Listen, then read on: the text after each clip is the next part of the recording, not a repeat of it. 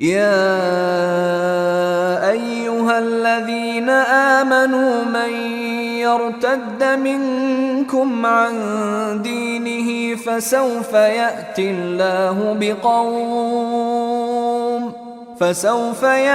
الله بقوم يحبهم ويحبونه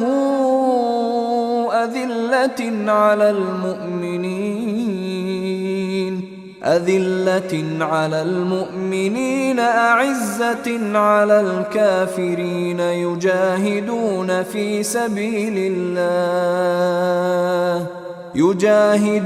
في سبيل الله ولا يخافون لومة لائم ذلك فضل الله يؤتيه من يشاء والله واسع عليم।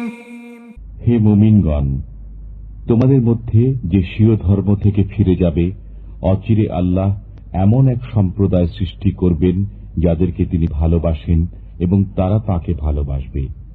তারা মুসলমানদের প্রতি দয়াশীল হবে এবং কাফিরদের প্রতি কঠোর হবে।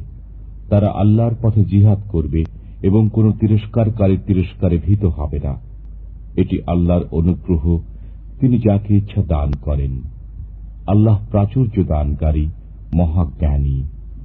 إنما وليكم الله ورسوله والذين آمنوا الذين يقيمون الصلاة ويؤتون الزكاة وهم راكعون। তোমাদের বন্ধু তো আল্লাহ, তাঁর রসূল এবং মুমিন বৃন্দ, যারা নামাজ কায়েম করে, যাকাত দেয় এবং বিনম্র।